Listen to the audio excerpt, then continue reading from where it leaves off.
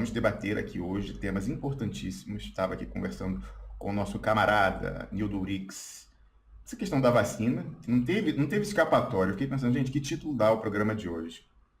Aí eu dei, né? O que está por trás? Vamos aqui discutir questões, o que pode estar por trás, elementos que a gente foi reunindo ao longo do tempo sobre isso, sobre essa informação, sobre essa dinâmica.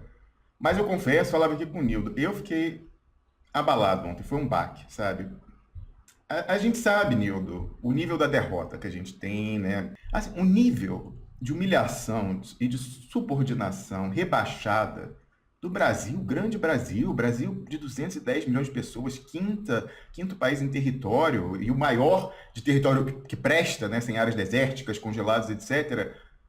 Não dá. Nossa, obviamente você que está nos vendo já sabe do que eu estou falando. Estou falando da rejeição unânime da Agência Nacional de Vigilância Sanitária, Anvisa, a importação emergencial da melhor vacina que há, simplesmente na atualidade, do ponto de vista de segurança no longo prazo conhecida, já que é uma tecnologia tradicional, do ponto de vista de logística, já que ela requer geladeira e freezer normal, e do ponto de vista de eficácia altíssima, pareada lá com as novas lá de RNA mensageiro, né, Pfizer e Moderna, cuja tecnologia, por ser novíssima, desconhecemos seus efeitos no longo prazo.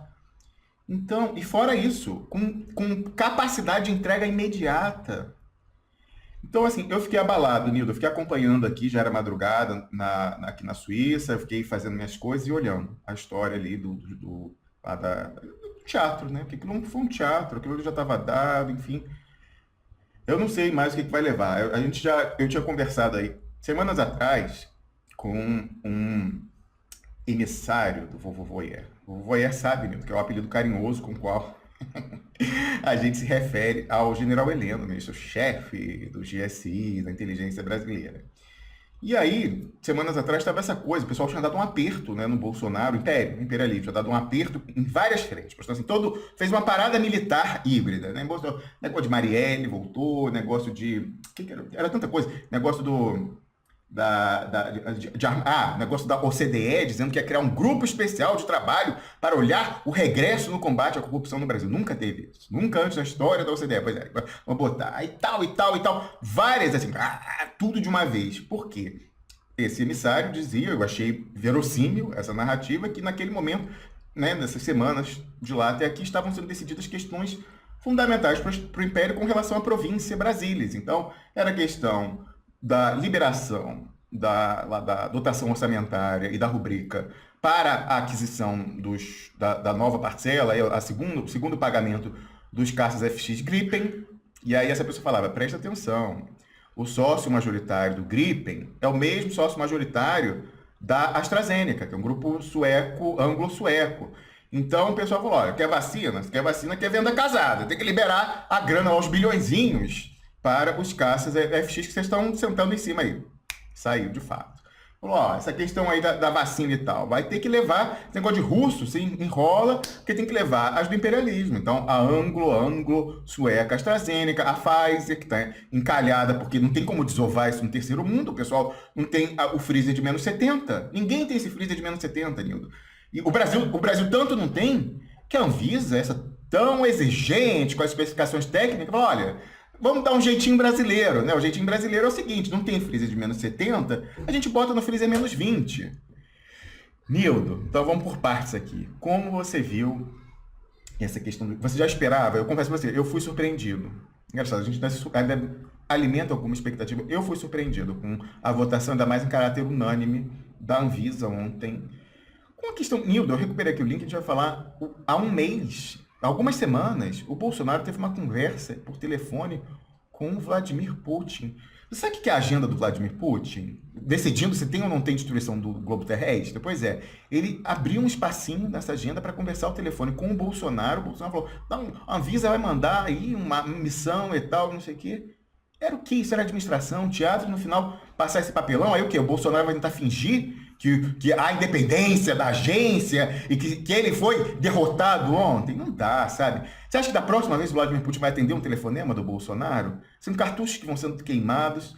E aí você vê, o sujeito lá, o chefe do Instituto Butantan já falou, não, mas a Anvisa falou ontem que não veio aqui visitar, mas ninguém me pediu. Ninguém me pediu para visitar. Assim, enfim, eu não sei nem mais o que dizer. Nilton Domingos Orix, professor de Economia da Universidade Federal de Santa Catarina, liderança em nível nacional da tendência Revolução Brasileira no PSOL. Você acompanhou, se surpreendeu e qual o sentimento depois disso tudo? Estimado Rômulus, expressionautas, eu ontem fiquei assistindo em larga medida a decisão da agência que foi transmitida pela CNN.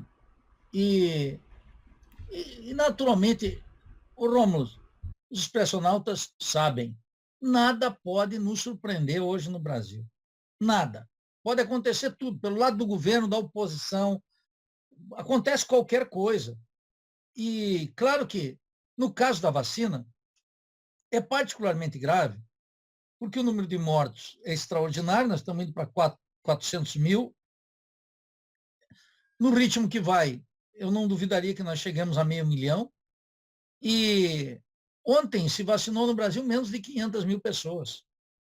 Então, nas circunstâncias em que todo mundo está dizendo, os hospitais faltando as condições mais mínimas para intubação, uma crise de oxigênio que nós tivemos e continua sempre, nós estamos sempre à beira do abismo, Romulo. Nós estamos sempre à beira do abismo, essa que é a verdade. E os mortos também, quero dizer para você, Romulo, cada vez mais chegando próximo, a gente está cheio de conhecidos. Agora está mudando, é uma mudança significativa de 6 meses para cá. Eu já perdi vários amigos, gente jovem e gente mais de maior idade, mais velha do que eu. E aqui em Floripa ainda está nos 63 anos, quer dizer, é muito lento.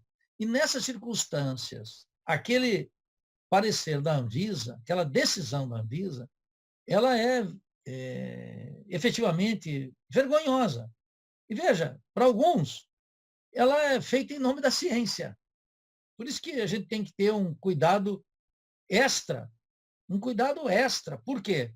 Porque tudo é feito em nome da ciência, inclusive cancelar a possibilidade de uso de uma vacina no meio de uma pandemia com essas circunstâncias. O Brasil, o país que está se notabilizando no mundo, e só não é maior agora porque a catástrofe indiana é tão grande quanto a nossa, não é? E a Anvisa toma uma decisão.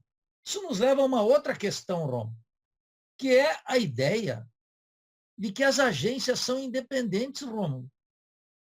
Isso é uma conversa que veio lá com o FHC, com a reforma do Bresser Pereira, e começaram as agências. Agência Nacional da Aviação Civil, Agência Nacional de Petróleo, a Anvisa.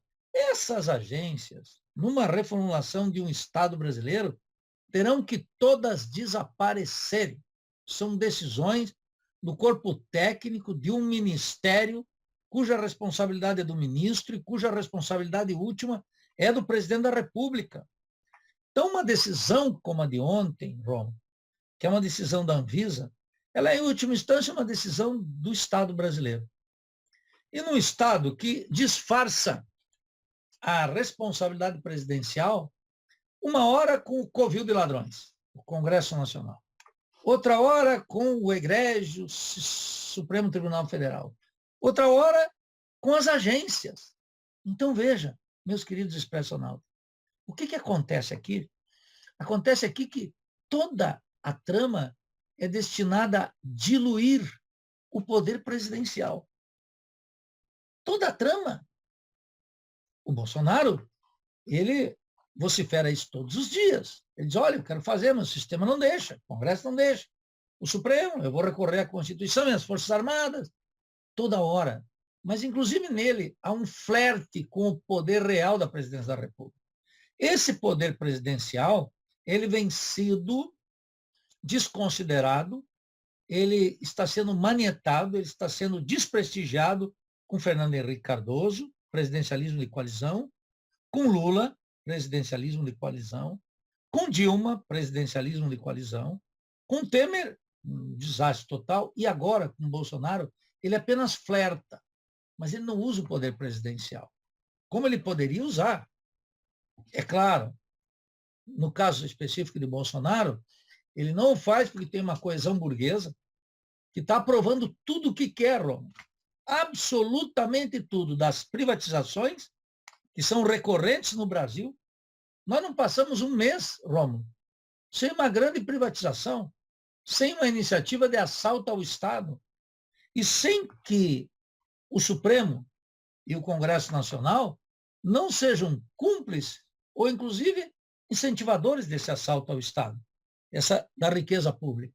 E no meio de uma coisa fundamental, Rômulo, que nós vamos ter que discutir hoje aqui, que é o fato de que a pobreza se prolifera, o desemprego é mais de 14 milhões, mais uma quantidade imensa de gente de empregos precarizados, superexplorados, e, Rômulo, super lucros. Está ocorrendo uma coisa no Brasil extraordinária, Rômulo. Se o expressionauta tomar aqui todo dia, como eu tomo o jornalão burguês de negócios, o jornalão do business, a vida dos capitalistas, das empresas nacionais e internacionais, do sistema bancário, da burguesia agrária, da burguesia comercial, da burguesia industrial residual, estão pelas alturas. Então, nós combinamos crise e superlucros. E ontem, o nocivo dessa noção é a ideia de que nós temos uma agência reguladora. E é uma ideia, então, portanto, de extração liberal, em que, num momento de pandemia, que é uma situação de emergência nacional, óbvio, porque não cabe a gente fazer uma condenação moral da política criminosa de Bolsonaro, chorar quase 500 mil de brasileiros, que é para lá que nós vamos para 500 mil. É isso que nós vamos, não tenho a menor dúvida mais disso. E, ao mesmo tempo, não admitir que nós estamos numa situação de emergência, que a decisão da Anvisa é absolutamente questionável. Quer dizer, nessas horas é que o presidencialismo teria que contar. E a ação dos partidos políticos, etc., eu não tive tempo de revisar hoje, Rômulo, mas seria interessante observar como é que os presidentes dos partidos políticos de oposição se referem à decisão da Anvisa. Eu não sei o que a presidente do PT, Gleice Hoffmann, disse hoje no Twitter. Se ela disse algo. Eu não sei se Juliano Medeiros, do meu partido, que eu não tive tempo ainda hoje, acordei, fui dar minha aula, tinha um conjunto de tarefas para fazer, estou aqui agora no Duplo Expresso, mas eu queria que você verificasse se o Lupe do PDT, se o Juliano Medeiros, se a Gleice Hoffmann ontem protestaram contra essa decisão. Eu quero ver também se o Ciro e o Lula se manifestaram sobre essa decisão da Anvisa. Isso é importante, Rom. Isso é muito importante, porque está em questão a saúde de milhões de brasileiros.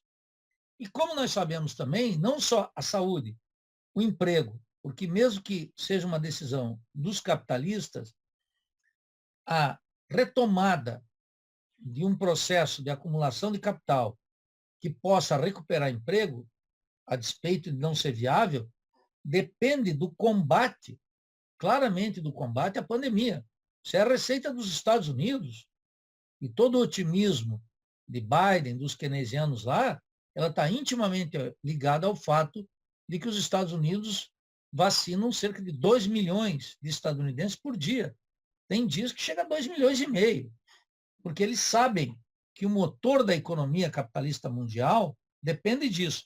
Ontem eu estava vendo os dados da China, e no último trimestre, Rom, a China cresceu 18%. É claro, cresce 18% em cima de um patamar mais baixo, mas cresce.